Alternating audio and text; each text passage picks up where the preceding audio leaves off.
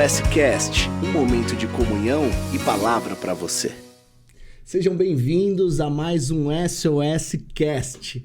Esse canal, esse podcast que não tem outro objetivo senão projetar você à vontade de Deus, ao coração de Jesus e cada vez mais poder espelhar o Espírito Santo, a presença de Jesus na vida de quem convive ao seu lado, de quem está com você. Na mesa comigo, o meu amor, pastora Bia. Olá, gente! Bom dia, boa tarde, boa noite, a paz a todos vocês. Muito bom estar aqui novamente com você, vida. Ah, que bom. Com o meu pastor, dividindo a mesa. E hoje, né, com um assunto muito legal, bem pertinente, a gente vai dar sequência, né, Bi? Sim, sim. Aquilo que a gente, no podcast passado que nós fizemos, para falar sobre criação de filhos, família e tudo que envolve a paternidade e a maternidade. E hoje eu tô com um tema muito para lá de especial também, que nós vamos falar hoje sobre infantolatria. Uau, que nome! E aí, eu acho que você já deve estar imaginando o que é infantolatria. E me diz aí, Bia, começa. O que você pode aí nos elucidar sobre infantolatria? Vou falar aqui o que eu aprendi com o meu psicólogo, Bruno Barbosa, que me explicou o que é infantolatria, porque eu também não sabia que esse problema tinha esse nome. Sabia o problema, eu acho que sabia só o nome. Mas o nome foi uma brincadeira, né? Exato, uma provocação. Mas é um estudo que a própria psicologia traz, então por isso que é do ramo aí de quem trabalha com as emoções e com o comportamento. Então, infantolatria é quando a vida familiar ela é focada, ela é centralizada na criança. E as consequências disso, desse jeito de agir, de ser, são muito perigosas. E aí, o que eu entendi enquanto esse nome, né? E o que eu vejo na nossa dinâmica do dia a dia, enquanto pais, enquanto auxiliares de famílias, né? A felicidade dos pais, ela é tamanha que ela sobrepõe aquilo que é importante e fundamental na criação dos filhos. E aí eu não digo só as crianças, eu digo aos filhos. Filhos enquanto estão com os pais, os filhos também depois que passam a vida adulta a trabalhar, e aos filhos que também vão morar longe dos pais, né, ou já fora da casa dos seus pais com a sua autonomia. E esse dano perdura até nessa área, nessa idade também dos filhos. E eu queria que você, Bruno, pudesse trazer para a gente aqui, no olhar da psicologia, no olhar do seu enquanto terapeuta de famílias também, e também como um pastor que aconselha, né? Muitas famílias por muitos anos aí também. O que você percebe nesse dano, né? Desse papel no mundo da geração de hoje, né? Que encontra grande parte das famílias com essa nomenclatura, com essa doença, se eu pudesse dizer, chamada infantolatria. Bom, esse nome, como já propõe e sugere, é uma idolatria ao filho. E eu vejo que, como a própria palavra, a palavra de Deus, que é a nossa régua de fé, é a nossa base de fé, ela fala que nós não devemos adorar a nada senão a Deus. Somente a Deus. 1 Coríntios 10:14 diz, né? Sim. Então, ainda que seja legítimo o amor aos filhos, o quanto uma filha mexe com o pai, com a mãe, com o avô, com a dinâmica familiar. Verdade. Isso mexe mesmo. Mas nós estamos vivendo um mundo onde a culpa tem permeado as famílias, os corações dos pais. Então, hoje nós vivemos em algo que o que vale é ser feliz, a felicidade precisa estar em primeiro lugar. As necessidades têm que ser supridas, os caprichos, as vontades têm que ser resolvidas por conta da dinâmica, como você bem disse, né? E complementando o que você fala, a dinâmica dos pais hoje tem sido tomada pelo tempo. O tempo deles tem sido muito para fazer, suprir e extremamente legítimo. Exato. Porém, em contrapartida, isso gerou-se um grande problema na dinâmica da criação dos seus filhos. Exato. E aqui eu estendo novamente, pais, criação não só de crianças pequenas, criação de todos os filhos. Né, de em todas as suas fases, as suas faixas etárias. E aí quem vai nos ouvir aplica o que a gente vai falar à idade que o filho tá, a dinâmica familiar que esteja vivendo, que se encaixa hoje. Então eu vejo que os pais, assim, com essa dinâmica de querer atender toda hora o filho, fica nessa busca de preencher vazios que o filho vai precisar ter. Exatamente. Né? Porque aí vem, né? Primeiro, a gente tem que lembrar que o filho não tá nesse lugar porque ele escolheu, porque ele pediu. Foi o próprio pai que colocou. Exatamente. A própria mãe que colocou. Então, você vê o quão perigoso é isso, porque você vê casais que até então sonhavam em casar, casam-se. E aí eles têm filhos, planejam, projetam filhos, e de repente vem o filho, e aí acabou que eu esqueço da Bia como esposa, a mãe esquece do Bruno enquanto marido, e o filho vira o reizinho da casa. Exatamente. Eles colocam o filho nesse trono. Então, todo o núcleo ali familiar, a rotina, as viagens, os sonhos, tudo é voltado à criança. O cardápio de casa, o programa da televisão. O horário que dorme, que acorda. O horário que dorme e acorda. E aí, o que sobrar? O resto, as migalhas, são ao casal. Exatamente. E o quão perigoso é isso? Ou não só os casais, né? Estendo aqui também as mães solos, ou aos pais também, né? Solos. O resto fica para ele. E às vezes o resto é o mínimo do descanso, é o mínimo da qualidade de comida, é o mínimo de tempo para si, né? E nós fomos levados nessa geração que vivemos, e a que antecede a nós também, que isso é legítimo, que isso é saudável, que isso que cabe sim ao pai ou uma mãe. Mas vivemos os danos dessas ações, dessas escolhas.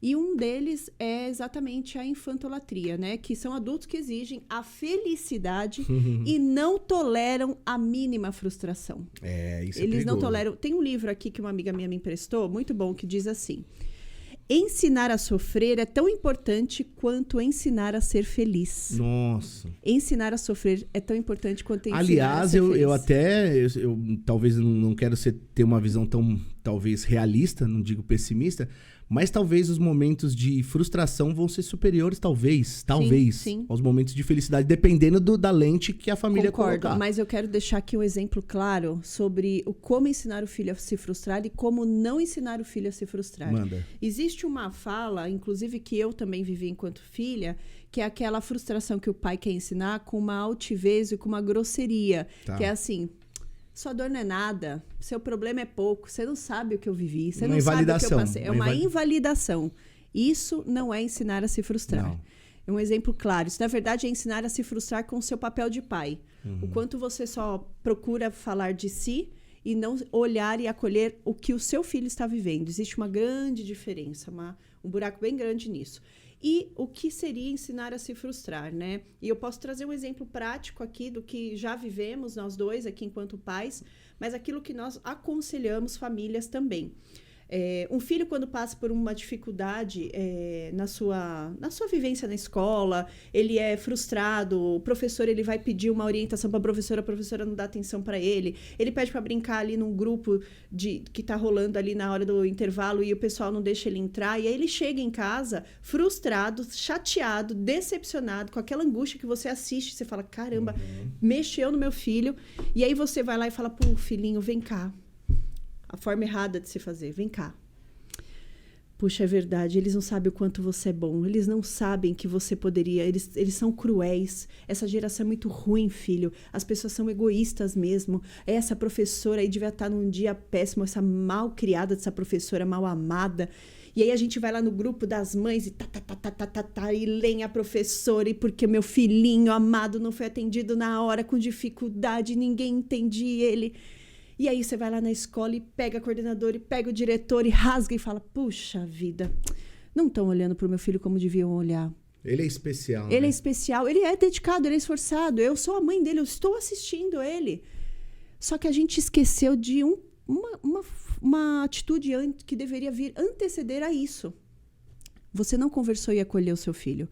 Você tentou suprir uma frustração sua, que você não foi assistida por alguma vez na sua vida e por não se sentir acolhida nas suas mazelas da forma certa, você vai lá e quer suprir isso no seu filho. Um psicólogo que nós gostamos muito diz que a gente tem que dar colo com mola, né? Isso. E você citou isso da outra vez. E o que seria esse colo com mola nessa situação que eu estou trazendo aqui para nós? Você acolhe a dor do seu filho real, puxa, que chato, nossa, deve ser muito ruim sentir isso. Você fala isso pro seu filho. Você não só pensa. Você pode abraçar, pode trazer pro seu colo, dependendo da idade do seu filho aí. O grandão também gosta de um colo. E você pode falar assim, filho, mas o que a gente pode fazer a partir disso, juntos? Isso é o caminho. Aí depende da idade, né? E eu trabalho na parte da pedagogia e eu sempre incentivei elas desde muito pequenininha, desde 1 ano e meio, 2, 3, cada idade que eu ia sentindo em cada uma, porque eu tento perceber quem são minhas filhas, habilidades dela e inabilidades também. Mas, conforme a idade, você pode falar, filha, vai lá. E mostra para os seus amiguinhos que você queria entrar na brincadeira. Tenta conversar, tenta explicar. Se eles te zoarem, vai lá e tenta falar com a professora. Se não der certo com a professora, nem sempre as pessoas vão querer você na brincadeira. Às vezes, no dia, eles não acharam que você merecia aquela brincadeira. Mas espera mais um pouquinho, observa aquele grupo. E aí você vai ensinando o teu filho a perceber a situação, a entender a situação. E ele se empoderar para resolver aquela situação. E aí ele também aprende a se socializar, porque ele entende que existem nichos e grupos, e isso faz parte da vida, que ele pode tentar por ele também conversar com a professora, ele pode tentar por ele tentar conversar com esse amiguinho que excluiu, ele pode falar com a professora de matemática, professora, a senhora ontem falou comigo, e eu conversei com a minha mãe, e ela me orientou a falar com a senhora. A professora já vai entender nessa fala que existe uma orientação, que existe um empoderamento e que o filho não está fazendo aquilo só por si, porque muitas vezes ele fala, puxa, mas a professora não vai me ouvir, ela é grosseira, ela tem uma cara assim, filho, mas você consegue, a mamãe tá aqui, papai tá aqui. E aí você ensina teu filho que existe uma forma de tentar por ele. Ele pode romper barreiras. E sabe o que a gente cria quando a gente ensina os filhos de forma paulatina, pequenininha, corriqueira, a fazer isso? A gente ensina a ter autoestima. A gente ensina o filho a conquistar algo que ninguém, nenhum curso, nada destrava isso em você na vida adulta. Infelizmente, a autoestima é muito bem trabalhada, elaborada, manejada bem na infância. E aí você ensina que, mesmo não resolvendo aquela situação, ele tentou. A intenção não é o resultado, a intenção é o processo. E nós pais temos medo e preguiça do processo. A gente se frustra porque a gente quer dar felicidade, a gente quer dar resultado, a gente quer dar o fim, mas a gente esquece que o meio é fundamental. E quem constrói o meio? Pai e mães comprometidos com a realidade e não com a sua vontade. De fato, a vida rouba nosso tempo, nossa pausa para perceber essas questões, mas temos sido convidados, tanto pela palavra de Deus, quanto pelos danos que essa geração tem vivido nesses jovens, que a gente precisa parar. Não é uma escolha mais. É um dever de pai e mãe parar, reajustar. E quando nós fazemos isso por nós também. Porque um filho bem acolhido, assistido, olhado, a gente acolhe a gente também, que não foi muitas vezes assistido, acolhido e impulsionado. Sim, e eu vejo que, né, o pai e a mãe que faz isso, além de, né, depreciar e talvez até não fortalecer a autoestima do filho, ele também cria outro tipo de crença na vida do filho, que é achar... criar na cabeça do filho que cristalizar uma crença de que o mundo deve a ele.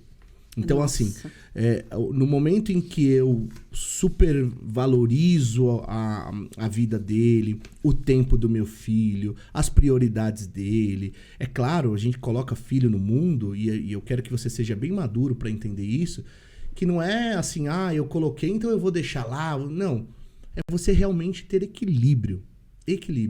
E aí quando você só prioriza o filho, quando você só coloca ele nessa... Ele vai crescer com essa ideia de que ele é o reizinho, a rainha no trono, e que todo mundo deve o tempo a ele, aprovação a ele, tudo a ele. E isso é muito cruel, porque quando essa criança, esse adolescente e esse adulto for para a vida, a hora que ele despertar, a hora que ele romper, ele vai sofrer o dobro. Porque o que a gente não resolve hoje, lá na frente piora. E é aquilo que a gente sempre fala. O que é melhor? Resolver agora, ter mais trabalho agora, voltando até inclusive no tema que nós tivemos, no primeiro tema que nós tivemos em relação aos pais, é melhor ter trabalho agora no processo e construir adultos filhos abençoados que entendem a sua posição. Até porque a gente tem um compromisso com a palavra de Deus, tem um compromisso com o evangelho, porque evangelho não é para você resolver seu dia. O evangelho não é para te trazer uma solução para o dia.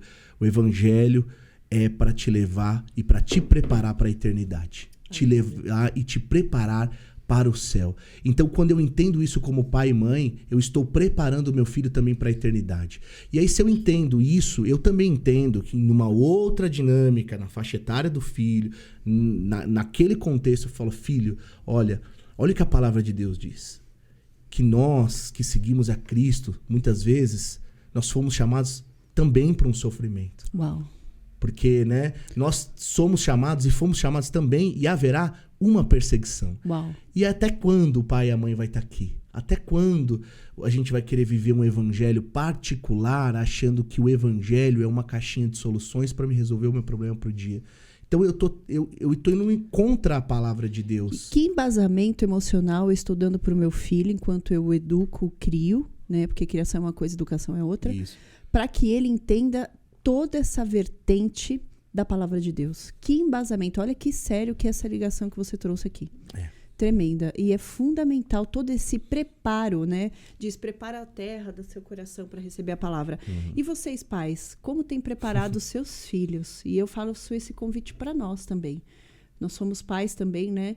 E temos muitas coisas ainda a melhorar e a consertar. E a passar a agir, a fazer, certeza. né? Mas que terra é essa que nós temos preparado emocional e de conscientização dos nossos filhos, enquanto somos pais deles, para que eles entendam toda a densidade, todo o compromisso, todo o propósito da palavra de Deus, da Bíblia, da vivência em Cristo, né? E aí a gente vai... Pode falar. Até onde você mencionou em relação à autoestima. Nesse domingo nós tivemos o Dia dos Pais lá e eu preguei, usei um exemplo da Helena e eu falei para a igreja, olha, a maior vitamina para a autoestima do seu filho, né? O maior tijolinho de construção de autonomia, de autoestima, Uau, eu ia falar de autonomia agora. de empoderamento, né? Que foi hoje essa palavra está muito deturpada, empoderamento, tá. As pessoas usam ela de forma pejorativa, né? Sim. Mas eu vejo assim, o maior e aí eu mencionei, a maior segurança que um filho pode ter no crescimento dele é ele saber que o papai e a mamãe se amam. Uau. Que o pai honra a mãe, que a mãe honra o pai e que ambos se amam. E ambos não vivem só para os filhos. Ambos vivem primeiro para adorar e glorificar a Deus. E quando eu adoro e glorifico a Deus, eu honro a minha esposa, eu amo ela, eu atendo as necessidades dela como marido, os meus deveres como marido, e a esposa da mesma porção. E aí sim vem os filhos. Exatamente, que demais. E você falando sobre autonomia, né, sobre competências sociais e emocionais, eu venho aqui nesse quadro trazer alguns exemplos práticos, né? É isso que eu ia falar, eu pedi isso agora. Que eu gosto muito, né, dessa parte, porque eu também entendo assim, né? E agradeço a Deus por ter me levado para a pedagogia, porque ela me salvou, me curou, ou aliás, me curou não, ela vem me curando, porque é um processo, e de muitas coisas que eu precisava enxergar enquanto mãe. Entender na cabecinha de uma criança, no cérebro de um adulto, de um ser enquanto formação, o que está acontecendo, né? E que nem tudo é comportamental. Muita coisa vem também da imaturidade dos próprios neurônios, né? Mas eu quero falar aqui sobre quando a gente constrói, né? Quando a gente constrói nos filhos esse lado emocional, esse lado das emoções, da autoestima, e como que a gente pode ajudar o filho, né, a entender que ele é capaz, que ele pode conseguir aquela situação difícil, aquele problema. E aí eu queria falar que a gente precisa começar a elogiar os nossos filhos nas competências sociais e emocionais. A gente costuma elogiar, eu aprendi isso na faculdade, foi extremamente desbravadora para mim. A gente elogia o filho assim, nossa, como você tá bonita, olha como ela tá ficando uma mocinha bonita, você viu o corpo dela? Olha o cabelo dela, que lindo. Olha, você viu como o desenho dela ficou bonito? A gente elogia o resultado, a gente elogia a beleza, a parte estética. Isso é extremamente prejudicial. de forma contínua, né? Ou que a gente faça só isso. O que a gente precisa elogiar são as competências emocionais e sociais. Eu até escrevi para não esquecer. Por quê? A gente precisa elogiar o filho e falar assim, filha, como que você pintou isso?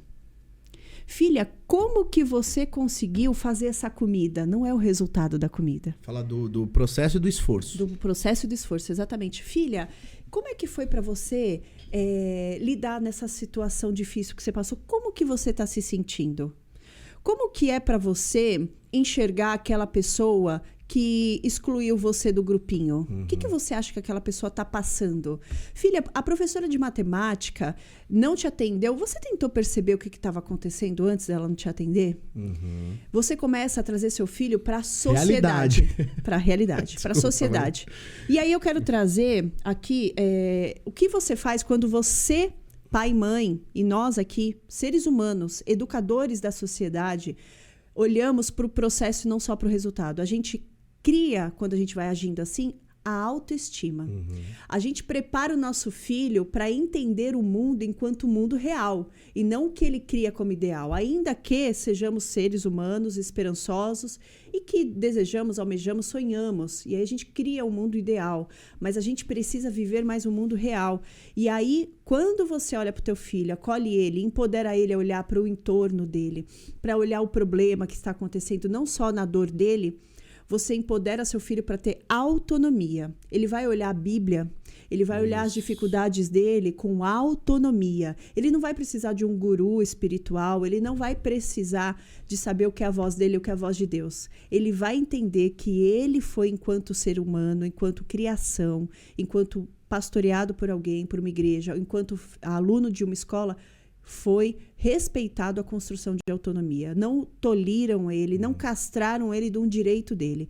E, infelizmente, todas as gerações, eu não vou falar só da nossa, vêm querendo arrancar toda a nossa autonomia. Autonomia de conceber o mundo, de entender a verdade, de entender a realidade. E aí, isso cega a nossa lente da verdade bíblica, isso cega a nossa lente de um problema real, porque aí ou a gente pega um problema e deixa ele muito grande, ou a gente pega um problema e diminui muito ele, ou a gente, né, enquanto pais, troca, tem essa inversão de valorização nos seus papéis. Eu pego a minha esposa e deixo ela de canto e coloco meu filho no primeiro lugar, ou pego eu mesmo e coloco todo mundo em segundo lugar, e aí é só eu. Ou eu pego, por exemplo, eu ouço algumas pessoas terem diagnósticos, né? Eu tenho isso, eu tenho aquilo, só que a pessoa fala que tem, mas ela não faz nada para mudar, ela não se medica, ela não faz uma terapia para aprender a se comportamentar, ela faz a família e o entorno dela ser vítima daquilo que ela tem. Então, eu vejo que o dano do papel do pai e da mãe, a troca, essa inversão de valorização no que deve ter o seu valor, isso prejudica, isso é perigoso. Isso é bonito, às vezes, para uma internet, para uma mídia, para uma autossuficiência mentirosa, mas ela é extremamente danosa, né?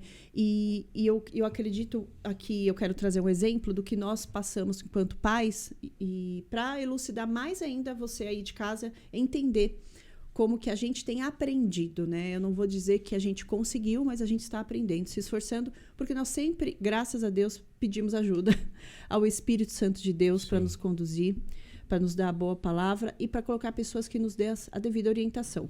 Manuela, uma certa vez na escola, ela passou por uma certa, vou chamar de perseguição, de uma menina que, enfim, tinha uma situação X ali passando, e ela sempre estudou com a Manu, começou do nada a perseguir a Manu. A Manu passou 1 ano e meio com essa menina perseguindo ela, fazendo montinho, querendo bater nela, falando dela e não sei o que. Aquela fase que a criança está passando entre os 8 e 9 anos, que ela tá precisando encontrar quem é ela. Ela começa um processo de separação, que só vai se findar no final da adolescência, lá para os 23, 24 anos mais ou menos. Então começa a ter esses grupinhos em escola, isso é muito comum em mulheres. E por nós sabermos disso, graças a Deus, a gente foi auxiliando a Manu. Manu, como que você está agindo? Mãe, ela está falando isso de mim. A gente foi empoderando a Manu, empoderando ou informando a Manu, dando autonomia para ela lidar com aquela situação, e ela tinha 9 anos.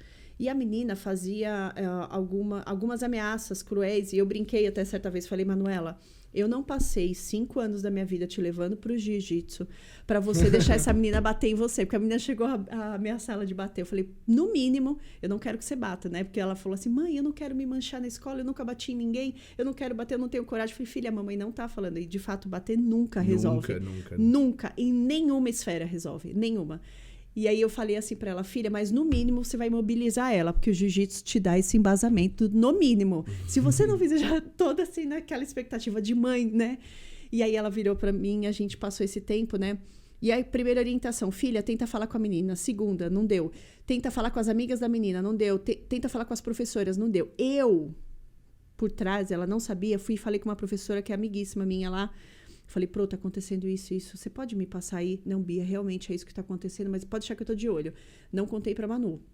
E aí a gente foi orientando a Manu, passou-se um tempo, vai com a coordenadora. Manu foi pra coordenadora e não sei o quê. Manu foi e começou a fazer uma coisa que não podia no meio da coordenadora lá. E eu virei pra ela e falei assim, agora você vai lá no final, vai contar pra coordenadora que você fez isso. Porque ainda que isso te defenda e te proteja, não é certo. Eu não quero que você faça mais isso, filha.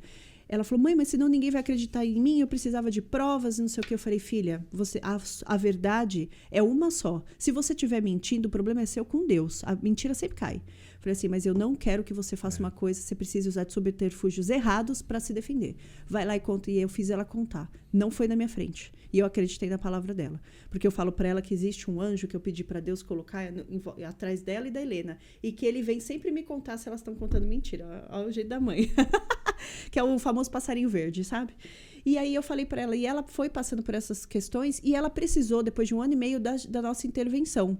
E aí o Bruno, né, chegou, conversou com a mãe da aluna e tal, e resolvemos a situação ali. Então, assim, a gente, durante esse processo, ela ficava muito brava com a gente, ela ficava nervosa, a gente tinha hora que a gente queria passar, mas quando passou de um limite, que chegou a ser uma coisa mais chata, a falar da questão racial, enfim, da questão de gênero, aí a gente começou a fala, não, agora a gente, adultos, precisa resolver como adultos. E aí a gente depois conseguiu ajudar ela nisso. Então, esse exemplo eu trago porque ele é muito a vida acontecendo, né? E é muito fácil eu falar da ideia e não entender que ela na vida real, na existência desse problema, ela realmente funciona.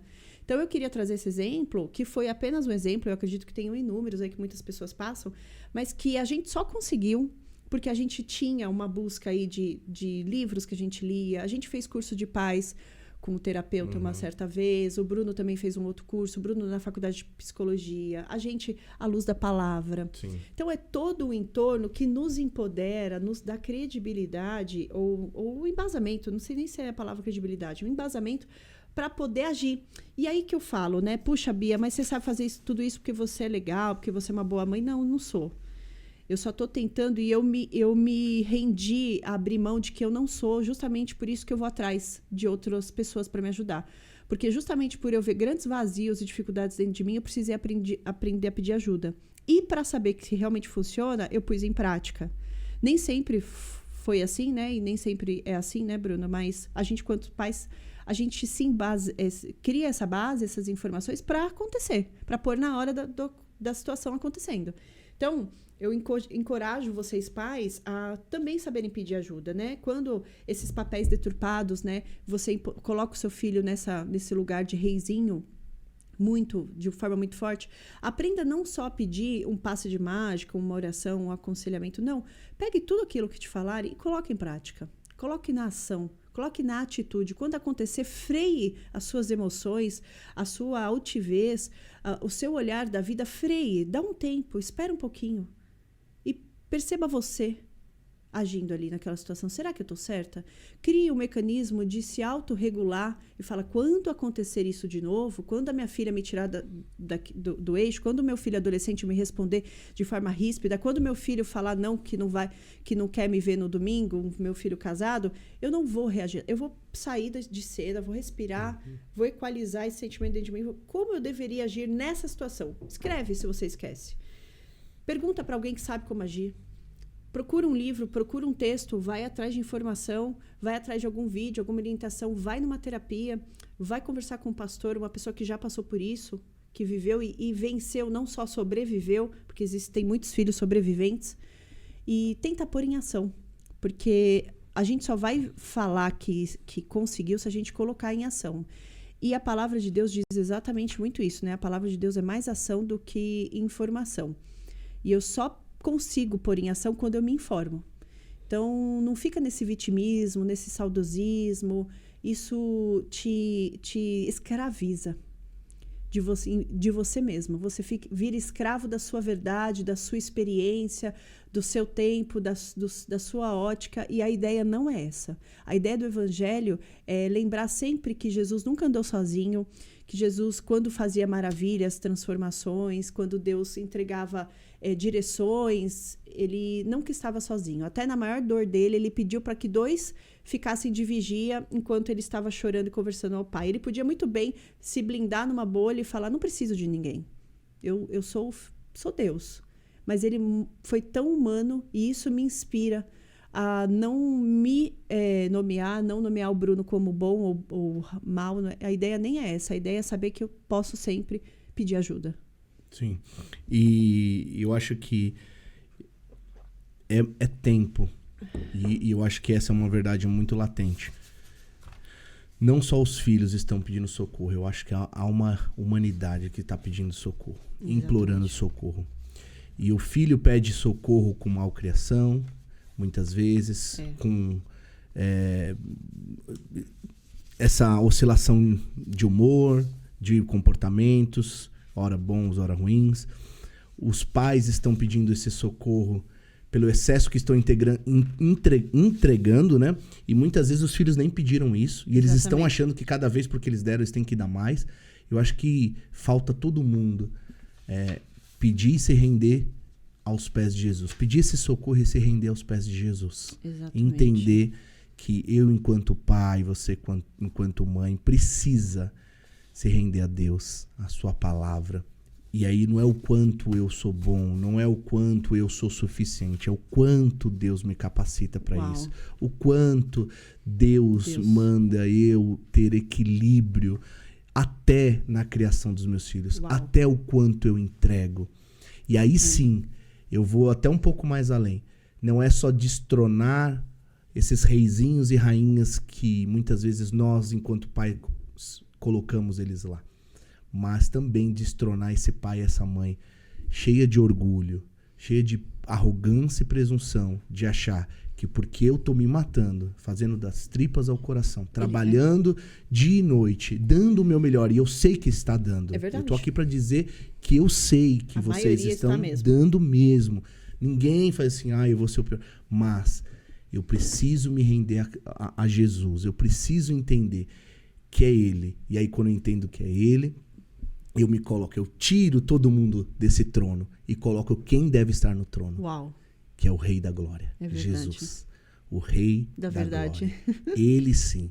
Então o que a Bíblia diz? O que o Evangelho, enquanto prática, prega? O que a igreja ali está cada vez que está embasada na Bíblia, né, está me norteando enquanto família? Então eu vou aplicar. Eu vou fazer. Então eu quero, assim, a gente já está chegando até ao fim, mas vamos fazer um bate-bola aqui rapidinho de conceitos práticos, da vida na praxis aí, na prática. Legal. De o que fazer, talvez. Por exemplo, então, já que se é uma relação, né, familiar que é totalmente centralizada nos filhos, ou nos netos, vamos aí. O que eu faço? Então vamos jogar um exemplo desde o mais simples até um pouco mais elaborado aqui. Vamos ver se a gente consegue fazer uma coisa bem rápida. Legal. Por exemplo, o cardápio da família. Eu vou falar para quem cuida do cardápio de casa. O cardápio da família centralizada no filho. Então o meu filho só come macarrão, ou só come, sei lá, batata frita, ou só come arroz e sei lá. Sei lá, tô generalizando aqui. Sim. E aí toda a família põe aquela dinâmica e é isso. O que deve ser feito, então? O correto seria você fazer o seu filho se aproximar do alimento que é importante para a idade dele, para a infância, que são frutas, legumes, verduras e sua variedade, de forma proximal, que seria o termo certo? Gradativo. Gradativo, isso. Por exemplo, você não vai forçar ele a comer, não vai mesmo. Do nada um jiló. Não, você vai levar ele no mercado. Isso. E aí você vai brincar com ele, com a fruta. Você não vai dar a fruta. O objetivo é que ele Olha o cheiro, põe a mão. coma maçã, você vai fazer ele olhar a maçã, você não vai fazer ele comer a maçã. E aí você vai com ele na feira, no mercado, você vai fazer seu filho participar da vida. Se o problema é uma questão de alimentação, ele vai fazer mercado, ele vai na hora do jantar, do almoço. Uma associação progressiva. Uma associação progressiva. Obrigada, amo você que dá nomes às coisas. É isso aí. É exatamente isso. E aí é gradativo. E aí, gradativo. Você vai fazendo aquilo gradativo. Nossa, mas eu não tenho paciência. Não tenho... Então, o problema é você e não seu filho. Aí você vai pagar a sério depois. Aí o problema é você e não seu filho. Por isso que os pais precisam ser, como você bem disse, humildes.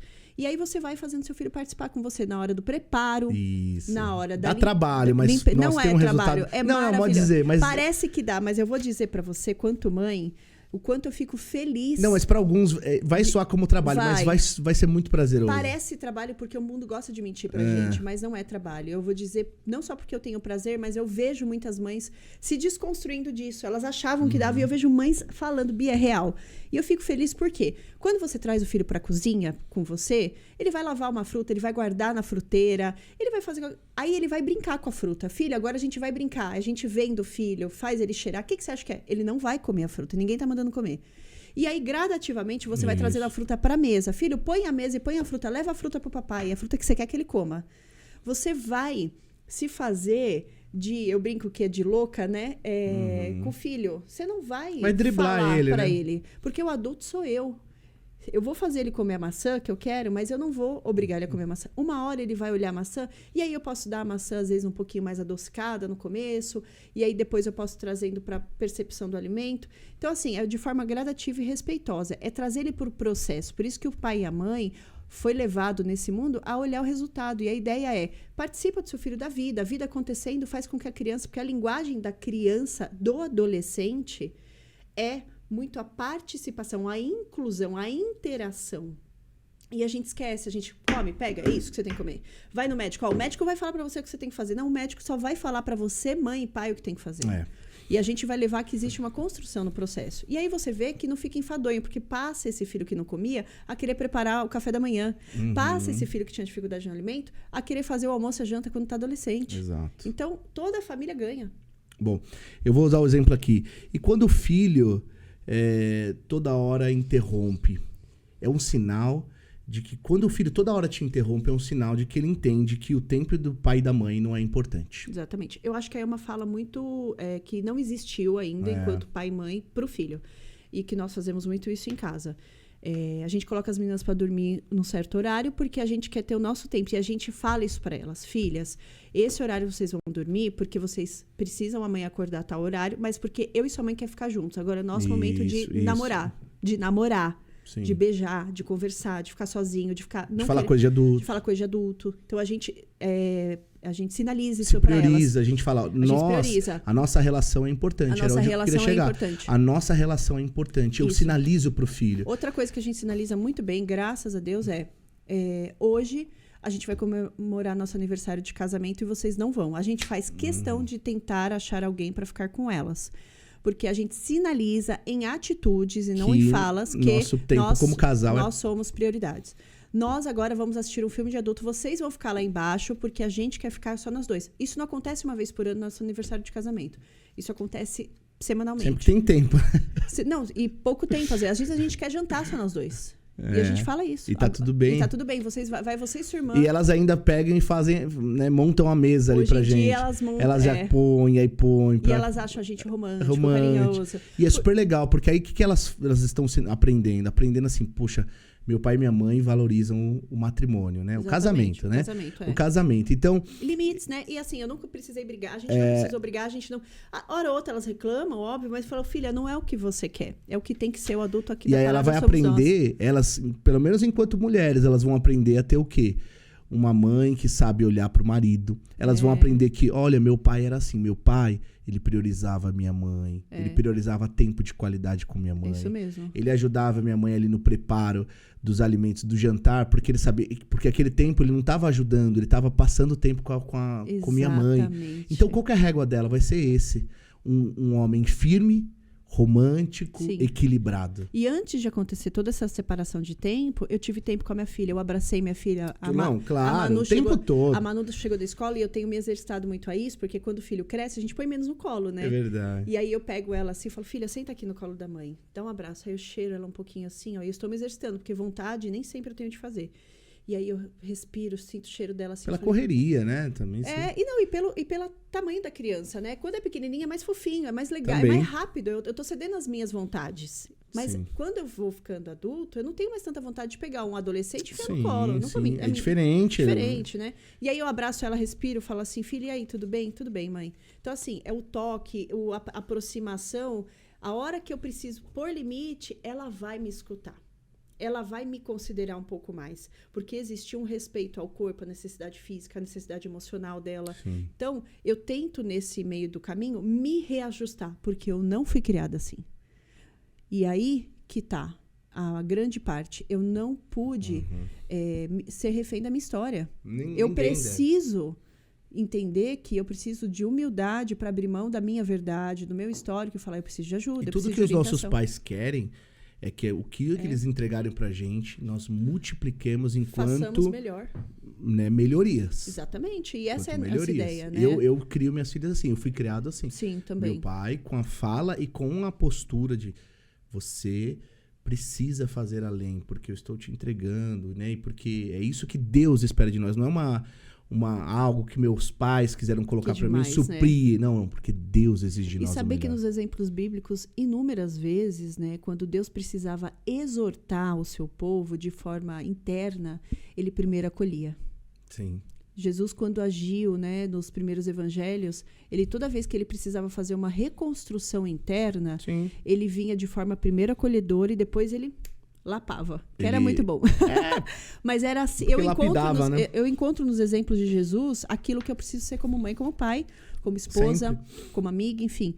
E aí, esses limites que são muito importantes serem instituídos de forma clara. E se o filho não entendeu, eu aprendi também que aí ele precisa elaborar um tempo para assimilar. Você não tem que ser refém de explicações eloquentes, dificultosas, corriqueiras. Filho, é assim e assim. Seja objetivo. Exato. Esse é assim, esse é o momento. Quanto menor a idade, menos explicação. Quando vai crescendo, vai elaborando mais. Mas, às vezes... Ele precisa só de poucas palavras. Ele precisa só de agora, não Exatamente. e ponto. Mas por quê? Exatamente. Eu não te devo Porque satisfação. eu vejo, Bruno, que muitos pais estão, né, graças a Deus, procurando ajuda para os seus filhos, mas eles estão jogando a responsabilidade deles nas ajudas. E aí que eles não querem, eles levam o filho para terapia, eles levam o filho para esportes, eles levam os filhos para amigos, para a igreja. Mas eles compram, às vezes, até amigos para os filhos. Mas eles não querem melhorar. Mas eles não querem melhorar. Nem fazer a parte Eles deles. não olham que a raiz da manutenção desse problema, porque eles não são um problema, pai e mãe não é um problema, mas a raiz dessa manutenção desse problema são a postura deles. A não admitir que precisam se remodelar. Eu vejo pais de filhos casados, de filhos adultos que já não moram mais juntos, sendo convidados por Deus a mudar a paternidade e maternidade deles. E felizes são os que ouvem a voz do Espírito Santo. Exatamente, porque vivemos diante de um evangelho que nos transforma dia após dia. Afinal, é para isso que nós estamos indo na igreja. Exatamente. Só que os pais acham que são estáticos em seus papéis. Não são. E aí eu venho, né, diante da palavra, e eu vivi isso em dias na terapia, e eu encontro isso na Bíblia. E eu falo, a Bíblia é riquíssima, é um convite para a nossa altivez, para o nosso histórico, para a nossa vivência, falar, ó, filhinho, vem cá, você ainda continua tão dependente quanto um bebê de mim. Porque eu sou dependente de Deus. Porque eu sou dependente de Deus, exatamente. E eu acho que hoje o nosso convite, então, Bia, para resumir e finalizar, fazer um fechamento aqui com o pessoal, é o convite que o apóstolo Paulo fez à igreja de Coríntios. E é o convite que Deus fez a toda a humanidade idólatra. Abandonem a idolatria. Uau. E hoje eu digo a você que me ouve, abandone a infantolatria. Abandone qualquer, seja pessoas, sejam coisas, sejam momentos que estejam na frente de Deus. Se você ama a Deus, você vai amar também o equilíbrio que Ele nos ensina a ter e realmente os papéis bem definidos que o próprio Deus estabeleceu desde o jardim até nós chegarmos aqui. É verdade. Tudo tem lugar, tem hora, tem hierarquia, tem momento.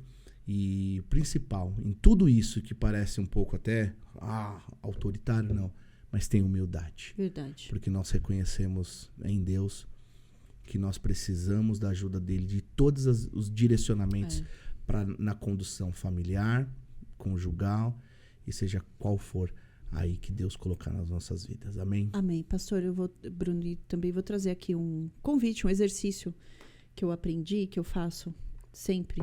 Não gosto de fazer sempre, mas às vezes tem que fazer, obrigada, tá? Eu vou em frente ao espelho e falo assim: Espírito Santo, revela o que eu não enxergo em mim que eu preciso enxergar. E eu tenho que fazer isso de frente ao espelho, olhando pra mim. Eu tenho que olhar pra mim. Porque eu não consigo olhar pra mim se não for através do espelho. E aí eu peço pro Espírito Santo fazer isso e eu fico uns minutos ali me olhando, me prestando atenção em mim. E aí Deus vai falar, às vezes nem fala na hora ali comigo, ele vai falando depois. Mas eu faço isso várias vezes. Porque isso é uma forma de eu exercitar a minha fé, aquilo que eu tenho aprendido na igreja. De praticar mesmo, né? Porque a vida cristã é mais prática do que simplesmente ter um conceito formado na cabeça. Exatamente. Eu quero finalizar com o versículo de Jeremias 29:11, que diz assim: porque sou eu que conheço os planos que eu tenho para vocês, diz o Senhor. Planos de fazê-los prosperar. E prosperar é desenvolver-se. Sim. Não é desenvolvido. É desenvolver-se. Processo, continuidade. Todo dia. E quem me ajuda a me desenvolver? A revelação do Espírito Santo de Deus. Eu posso ir em qualquer lugar pedir ajuda. Eu posso falar com qualquer pessoa, com a pessoa mais rica de conhecimento científico, e ela vai dizer: você tem problema aqui, aqui, aqui. Ela pode me trazer todo o reconhecimento disso. E é muito válido, extremamente importante. Porém, se o Espírito Santo de Deus não estiver na minha alma, no meu coração, no meu consentimento, eu não vou entender o que ele quer me revelar. Porque é muito mais profundo, às vezes, do que a gente consegue transparecer numa conversa terapêutica. Então, a gente precisa deixar o Espírito Santo de Deus nos desenvolver-se enquanto pais dos nossos filhos. Amém. É isso. Amém. Então, esse foi o assunto da mesa. Abandone a infantolatria. Amém. Queria agradecer a minha esposa. Te amo. Muito obrigado. Eu que agradeço. Você não deixe de compartilhar. Obrigada, vida. Não deixe de compartilhar esse conteúdo. Se ele abençoa a sua vida, compartilhe para que seja bênção para mais famílias e vidas, para que elas possam ser alcançadas por esse amor e por essa verdade que não é nossa, mas vem de Deus. Que Deus te abençoe. E terça que vem nós temos mais um podcast, se assim Deus desejar. Um beijo no coração de vocês. Beijo. Tchau, tchau. Tchau, tchau.